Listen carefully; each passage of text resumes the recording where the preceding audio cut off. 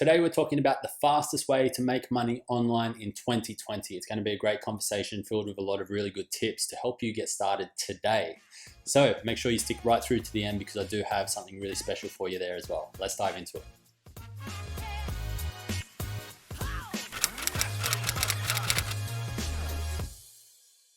Welcome back to my channel. My name is Mitch Asser, and for the last 5 years I've been making money online. And before I sat down to talk about today's video where I talk about the fastest way to make money online in 2020, then I wanted to sort of just think about how much I've actually made over that 5 years. And it's crazy to say, like, I've made over $500,000. So, if you average that out, it's probably about $100,000 per year that I've made. However, I didn't make all of that money in the first 3 years. I made very little in the first 3 years of actually doing this.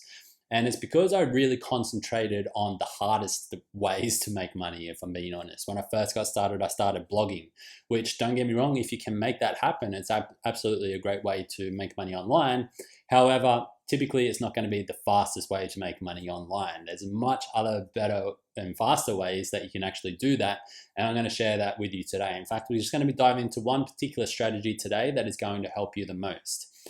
Now, that particular strategy is freelancing or becoming a virtual assistant. Now, before I do dive into how you can do that successfully, I just want to point out in the link description below in YouTube, if you're watching this on YouTube, or there should be like a little opt-in form or button next to this video if you're watching this on my website, I do have a free guide that I want to send you. It's not a guide that I've created, but it's a guide from someone who I've connected with online, Hannah Dixon. She's amazing at what she does, and she helps people get started to become really successful virtual assistants. And some of her virtual assistants are making anywhere from $3,000 online part-time to up to $20,000 in a single month, which is super cool, right? So she has a free guide that you can go and download, way more tips that I'm going to be giving you today. But I want to give you the real core strategies that sort of go along with her guide that will help you based on my experiences as well. So let's dive into that as well. And before I do dive into it, let's preface this and say, as with everything when it comes to going out there and being your own boss, because that's essentially what you're doing in becoming a freelancer or becoming a virtual assistant, there's going to be people out there who say it doesn't work, it never worked for me, so how can you actually do it too? Whereas what they don't realize is it's not a job. And that's the first thing that you need to understand is when you become a freelancer or when you become a virtual assistant, then you're not in a job anymore. That means that nobody's going to knock at your front door or send you an email with saying, hey, these are the tasks that you need to get done today. It's now up to you to go out there and market yourself. It's up to you to sell yourself so that you can get the clients and the jobs that you want. And that starts with a mindset shift, first of all, is like you're in charge of your own destiny now. And the outcome that you get from diving into this way of how to make money online is directly proportional to you and your work. So you're completely responsible for the outcome, right? And if that outcome's bad, then you've got to take responsibility for that. However, if you do stick to the proven systems that Hannah has created for her in her guide and in her courses and so forth, and some of the things that I'm about to mention here right now for you, then you're definitely going to be on the right track. So make sure you stay right through to the end as well, so you can get all of these things because they all fit together. So the first thing is you need to actually find what you're good at, right? And ideally, you want to find a skill that pays a lot of money, because and some of these websites that you can go to are things like Fiverr.com, Upwork.com, other freelancing websites.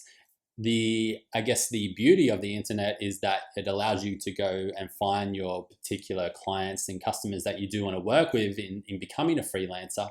However, the challenge, depending on where you're watching this from, if you're in a country like the United States or Australia or Canada or the UK, where typically our costs of living are much higher, which means the hourly rate in most of our jobs are much higher than the rest of the world, then if you're competing for some of the lower tier and very early barrier, like low barrier to entry jobs that are on these websites, then asking $50 an hour, which you don't want to do, and which I'll get to in a second, for a job that other people are doing for $10 an hour in different parts of the world, like the Philippines, then it's just going to make it that little bit harder. So you want to become a specialist in a role that is really in demand and requires some more specialized skills, ideally. However, if you just want to get started and maybe making an extra $10 to $15 an hour is good, depending on your circumstances right now, then you can absolutely do that.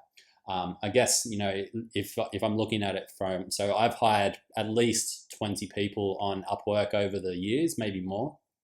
And if I was to see the list of candidates that are applying for jobs and I had a budget of $15 per hour or $150 for this particular job, and someone popped up who was willing to work from the United States, Australia, Canada, UK for that particular amount, I'd be very seriously looking at them, because they're probably in their early stages of transitioning from a job into a freelancing work, and they could be really great to work with. They just need to get that little bit of experience on their profile so they can start increasing their dollar value. So it might be beneficial for you at the start. However, so that's really step one, is go onto those websites, fiverr.com, upwork.com.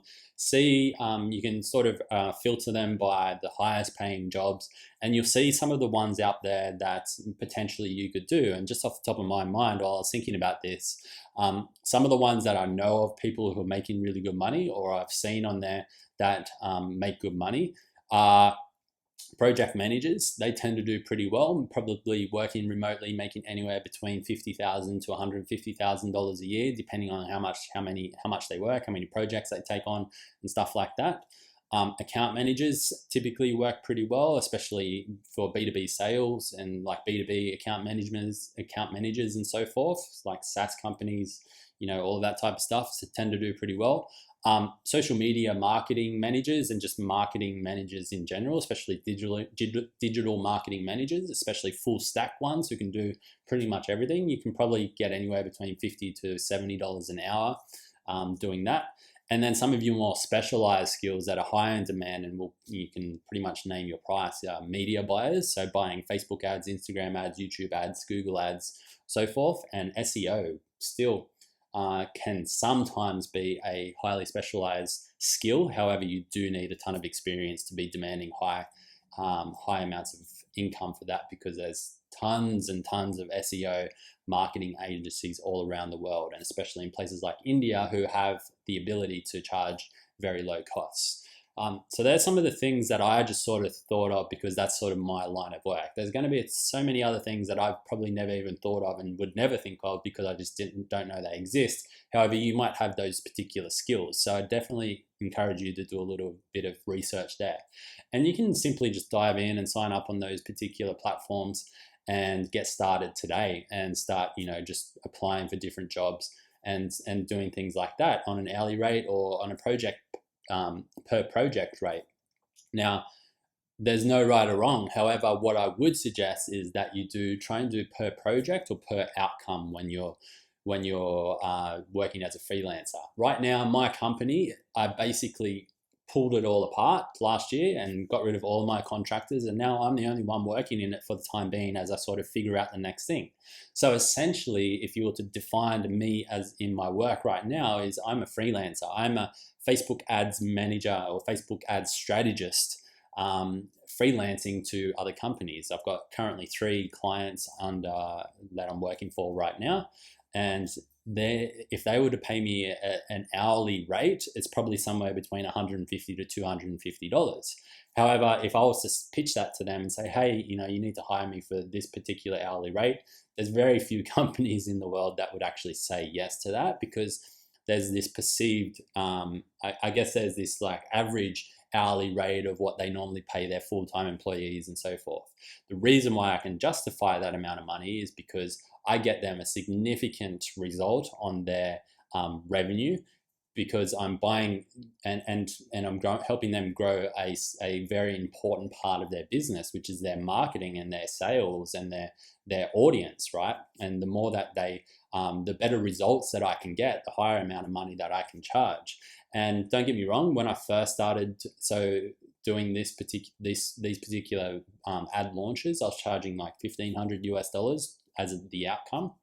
Now I'm charging $3,750. So more than double. And that's taken me two and a half years to get to. However, it's it's really beneficial for me because now I can make the money that I want to make in less time, which allows me to then spend time on other things that are more leveraged down the track. So working on things like affiliate marketing, growing my email list, creating my own funnels for my own brand, and potentially launching some new products and services and things like that. So that's the benefit of not charging an hourly rate, by charging by outcome, because then it doesn't matter how little time it takes you to complete that job, as long as the job is satisfactory and as long as you're getting the result and the outcome that you say you can get, then people don't mind at all. And I know for me, I try and hire contractors on project outcomes, because and dollar rate outcomes, because I don't care how long they take. If they want to take 2 hours to do a job that I'm paying them $160 for, and they live in the Philippines, great. That's probably like a 3 or 4 days work for them in a normal outcome, in a normal circumstance. However, they're getting me what I want for the budget that I have for that particular project. So I'd encourage you to check that out. So the next thing we want to think about is like how to get started. And I've already alluded to that before, is like going onto those websites, Fiverr, Upwork. You can definitely get started that way. However, they are highly competitive. Probably the best way to get started online, and the thing that most people won't do, however, if you do it correctly, then you'll probably be surprised at the results that you can get, is just reach out to your network already. Get on Facebook, get on Instagram, tell people that you want to make some extra money. These are the things that you can offer. Do they know anybody who might be able to refer you to? And you'll be amazed at how many people will actually know someone, or they'll tag someone in your particular post who will know someone. So you want to use your current social circle first. And the benefit of that also is the power of referrals, because when someone refers you to someone else, that you're coming in as a warmer lead, that they tend to have a little bit more trust and you're more likely to be hired. Whereas if I'm going on to Upwork, then I'm very cautious about who I hire, because I don't know who they are personally. I've had no referrals from my network of people who have worked with them before, and you don't know the outcome. And I have had a couple of bad hires that have led me either nowhere and just wasted money, or I've actually been a little bit scared about what they were doing inside the business, that I had to quickly get rid of them out of all of my my structure behind the scenes, and into my hosting and my WordPress management and all of that type of stuff, because before they could actually cause some havoc. So going into a business with at least some sort of referral can be highly beneficial for you, and you can probably have some better conversations with more serious people that way as well, who are willing to give you a go. Now, the next one is a little bit controversial, and I want to make sure that you're still here and sticking around, because this is something that a lot of people have very different opinions on, and you can take it or leave it. It's really up to you. However, I know for me that it's definitely worked really well, and that is working for free for at least one person, maybe a few people, for a period of time, especially if they have a network they can then refer you out to. This is really how I did really well at building a marketing agency. Is I got really close with one person who had a big network of people who would need the skills that I had, and I did some work for free for this particular person, and in return we set up a I guess referral scheme within his programs that allowed me to be the main person that everyone in his program would actually come into as the main contractor. And for every contractor that came through his network, I gave him a 10% commission, let's say. And so if somebody came to me from that particular community and said, "Hey, Mitch, I want to do some work. I came from this place. What can you do for me?" And I did that work for $2,000, then I would pay him $200, because he's taken that time and energy and amount of work to build up that community. So it's only fair that particular partnership arrangement happens that way. So you can do things like that, and you probably know people making money online who have audiences, and if you don't, just go out and find some. There's literally tons of people. Maybe starting, don't start with the top guys. They've already got all of their people. Start with the people, all the up and comers who are slowly building out their networks, and offer your services for them, and say, and if you want to make it a very easy yes, say, "I'm willing to give you 10 to 15%, whatever that is, 10 or 15, whatever makes sense for you, of the entire job if you do refer people to me. These are the ways that we will track it. These are the ways that I'll pay it for you. This is when I'll pay it. If you make that super clear and upfront from the beginning, you'll be amazed at what can happen. Especially if you then take it that little bit further and said, I'm also willing to do 5 hours a week for you for free. I can do these particular jobs. I'd love to just be involved because I think we have a mutual benefit for working together. And I'm sure you'll get some sort of yes that it's going to be highly beneficial for you. So that's my video. I want to wrap it up with that link again. So down in the description in YouTube, you'll find a link through to the Virtual Assistant's Beginner's Guide. Now, this is an epic guide. It goes into everything that you want to know, like how much should you charge, what tasks can you actually do, where's the best place to start, and you get a very detailed step-by-step way and step-by-step understanding of how you can get started to become a highly successful virtual assistant. So that's by Hannah Dixon. Hannah's amazing. She was one of the speakers on my Digital Nomad Sessions online summit, and she's also probably the leader in the world, to be honest, about for people looking to get started as a virtual assistant. She was a virtual assistant online for many years before she started teaching others how to actually do it successfully, and she has some amazing information that you definitely need to see. So if you're on YouTube, it'll be in the description. If you're watching this on my landing page, there'll be a link, an opt-in one way or another to my left or right, or maybe below, where you can actually pop in your details and you'll be taken away to download that immediately. So I'd love to hear from you. Have you taken anything from this, and are you going to get started as a virtual assistant? I'd also love to know why does becoming a virtual assistant or a freelancer appeal to you? I think it's a great way to make money online, especially as you're getting started, and you can move out into building an audience after that if you do. But it's a great way to make money online in 2020. It's definitely going to be the fastest way to make money online in 2020. So get out there, get that done. And if you're not subscribed yet, make sure you do that. I'm talking about online business, I'm talking about van life, and I'm talking about self-mastery and life mastery and all of the things that go along with that. In the current times, in the economic, the economy that is in the world right now, everything is shifting very quickly, which means you need to get ahead of the curve because everything is going digital. So make sure you do that. Hit subscribe, and I'll see you in the next video. Bye-bye.